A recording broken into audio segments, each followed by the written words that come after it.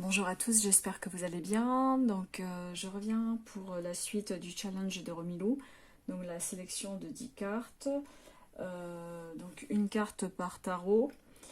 Et là, j'en suis à l'empereur. Donc, j'ai commencé par le tarot Radiant Wise Spirit.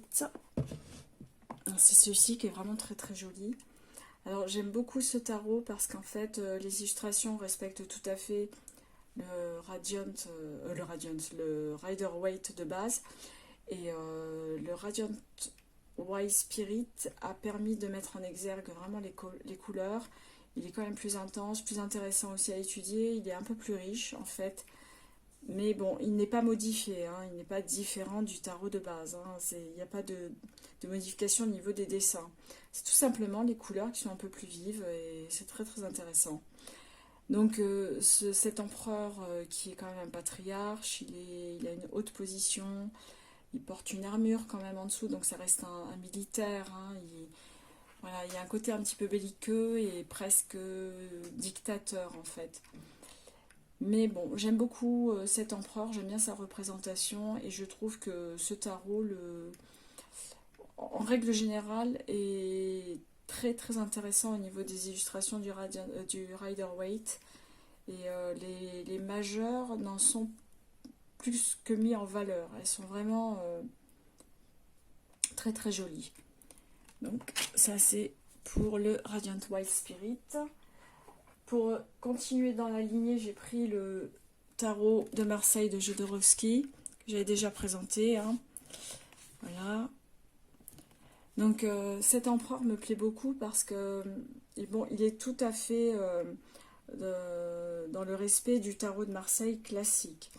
Ce qu'a fait Jodorowsky, c'est ajouter des couleurs. Il a ajouté du bleu ciel et on va dire, du beige foncé. Et peut-être quelques éléments par-ci, par-là, mais il est du moins respecté. Donc cet empereur, bien sûr, très autoritaire, bon, toujours une personne âgée, qui a de l'expérience, qui domine. Bon, il a les jambes croisées parce que bon, il est sûr de son assise, il est sûr de sa position, il est sûr de lui. Et je trouve que cet empereur est vraiment parfait pour représenter justement la puissance, la force et l'autorité, bien sûr. Donc voilà, ça c'est le tarot de Marseille de Alejandro Jodorowsky. Très très beau tarot. Alors le suivant, alors là, il est très très dark. C'est le tarot V, que j'ai fait une revue hein, sur ce tarot. Je vous montre vite fait. Il est vraiment très beau. Et ça, c'est l'empereur dans ce tarot. Alors, l'empereur, là, il est il est méchant. Enfin, il a une position autoritaire, mais il a l'air d'être cruel. Et c'est vrai que, voilà, ça peut être gênant de voir cet empereur qui n'a pas de bonnes intentions. Et effectivement, lorsqu'on utilise le tarot V, on n'a pas l'impression d'avoir des cartes positives. Mais je pense que comment dire, l'essentiel est transmis dans le sens où on a compris que c'est une personne qui avait une position, qui est autoritaire, qui est puissante. Donc le fait qu'elle soit représentée ainsi, c'est vrai, le rend cruel et méchant en fait, mauvais. Mais je trouve l'illustration très jolie, hein, d'un point de vue artistique, je trouve que c'est magnifique. Et il me plaît beaucoup. Moi, cet empereur me plaît beaucoup. Je vous montre le dos des cartes. Voilà, ça, c'est pour lever. Ensuite, je l'ai repris encore une fois. C'est vrai que c'est un tarot que j'aime beaucoup au niveau des illustrations. C'est Danser parmi les ombres. Et j'aime beaucoup cet empereur. Alors, lui, il n'est pas très vêtu. Il a quand même ses bottes ou son armure. Oui, il a son armure en dessous, hein. Parce qu'il a l'air d'être torse nu tout de même. Et il porte cette espèce de tissu écossais que j'aime beaucoup. Il est âgé, mais il est très fort. Enfin voilà, c'est pas une personne affaiblie même de corps. C'est quelqu'un de puissant, mais en plus de très fort physiquement. Donc pareil, par contre sa couronne est détachée. Tout est en suspens, là, vous voyez? Il ne tient pas dans la main. La couronne n'est pas posée sur sa tête. Est-ce que ce ne serait pas aussi peut-être une position bancale ou une position qui n'est pas permanente? C'est-à-dire que cette autorité n'est pas permanente. Et c'est pour ça que je trouve ça intéressant dans ce tarot déjà. Mais aussi cette illustration en particulier, je la trouve splendide. Je vous avais montré, je crois, l'impératrice ou la grande prêtresse, je me rappelle. Oui, la grande prêtresse, qui était très sexy, qui n'avait strictement rien à voir avec les autres tarots, et je trouvais que le message peut être un peu différent tout en restant quand même dans le respect du tarot, mais c'est vrai que on perçoit d'autres aspects de la carte, moi que j'aime beaucoup. Voilà le dos qui est magnifique. Donc ça, c'est l'empereur de Danser parmi les ombres. Le suivant est très très original, c'est l'Umbrasaï de chez Arcana Sacra, de Marie-Christine Chambon. Alors je vous montre la carte, j'espère que vous la voyez bien. Alors ce tarot est plus, enfin oui, c'est un tarot oracle, on va dire.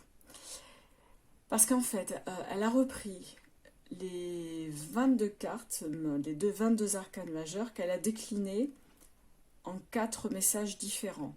Et c'est en ça que c'est intéressant. Donc il y a 4 empereurs. Je ne vous en montre qu'une carte. Et bon, peut-être que je vous en montrerai d'autres. Ou bien je vous ferai une revue de ce tarot. Mais moi j'ai choisi celle-ci. C'est l'être souverain, la souveraineté. En un lieu secret de lui-même, il est devenu l'empereur, le monarque parfait, au regard de velours et à l'âme délicate. Donc c'est quelqu'un qui a l'autorité, mais qui est bon. Il est dans la bienveillance. D'ailleurs, c'est un Bouddha. Si on regarde comme ça, il ressemble à un Bouddha. Et je trouve qu'il est splendide. Et moi, j'aime bien aussi de voir qu'on peut aussi définir un être autoritaire comme quelqu'un de bienveillant, et pas forcément comme un être suprême qui ne pense qu'à lui. Et c'est vrai qu'en ça, je trouve ce tarot assez intéressant. Et il y a énormément de cartes, hein, donc c'est vrai que c'est un très très gros deck à étudier. Moi, je ne l'ai pas encore complètement étudié, je l'utilise pas souvent, mais c'est vrai qu'il est superbe. Regardez le dos, magnifique.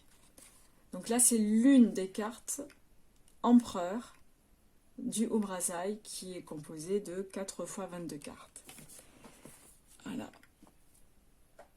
Ensuite, le suivant, c'est le tarot de la magie verte. Alors là, c'est complètement différent. On est sur un autre type de tarot. Alors j'ai choisi le dieu cornu, qui est l'empereur bien sûr. Mais là par contre, voilà, il est entreprenant. Bon déjà il est jeune, il est musclé. On sent que c'est un guerrier, on sent qu'il ne reste pas assis sur son trône, hein, il participe. Il est entouré d'animaux, ça peut être rassurant aussi, parce qu'il ne les chasse pas, les animaux ont confiance en lui. Et c'est une chose assez positive hein, chez un empereur. Si les animaux l'apprécient, c'est peut-être qu'il a une belle âme. Donc je trouve que cet empereur est vraiment parfait, j'aime beaucoup. Et dans ce tarot-là, il est plutôt positif. Donc c'est vrai que j'aime beaucoup ce tarot de la magie verte. D'ailleurs, les cartes sont très très jolies. Hein. Il n'y a pas que celle-ci, les autres sont très très belles. Voilà le dos. Elles sont un peu plus petites qu'un tarot, mais non, je trouve il est très bien. Voilà, il est vraiment très joli. Ça, c'est le tarot de la magie verte. Alors, c'est de Anne Moura.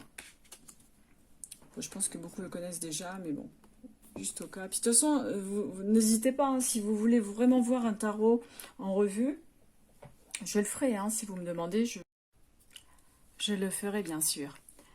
Donc, je voulais vous montrer la suite. C'est l'empereur d'un tarot que je vous avais déjà présenté, mais j'adore les illustrations.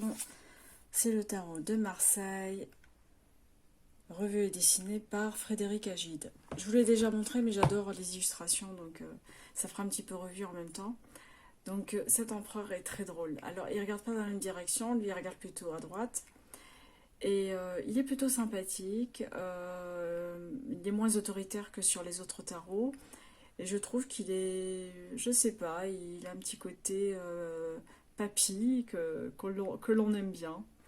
Donc voilà, j'aime beaucoup cet empereur qui est pas du tout, enfin, qui fait pas autoritaire, voilà, c'est surtout ça, il ne fait pas autoritaire et je trouve que sur ce tarot, c'est quand même beaucoup plus agréable.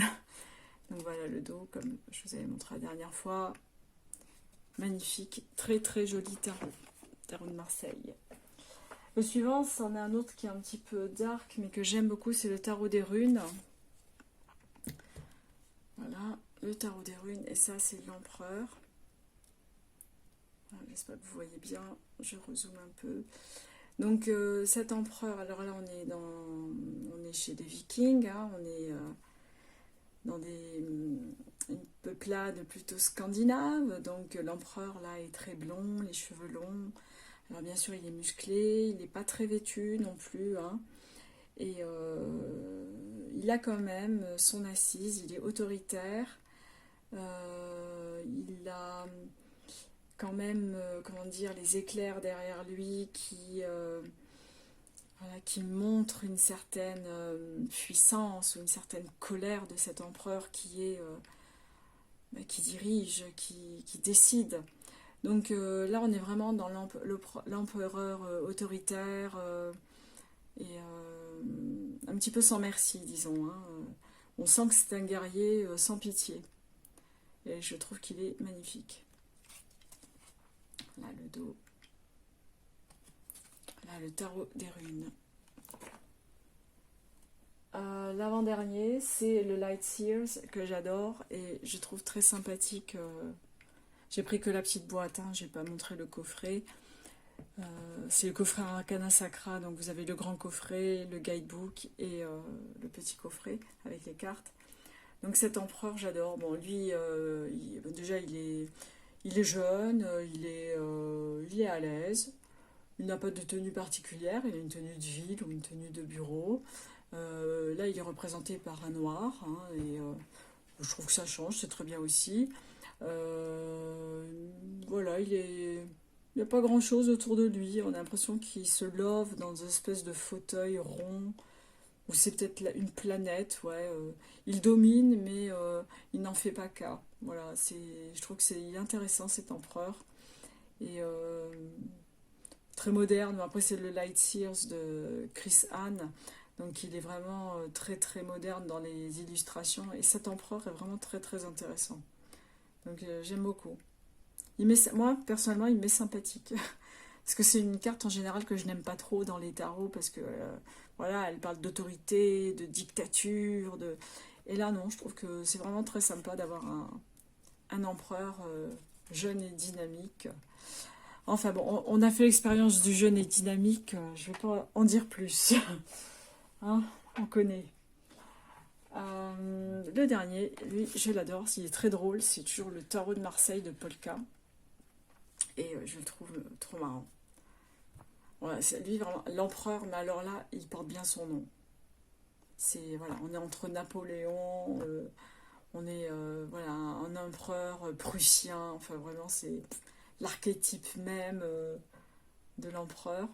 Donc il y a pas mal de...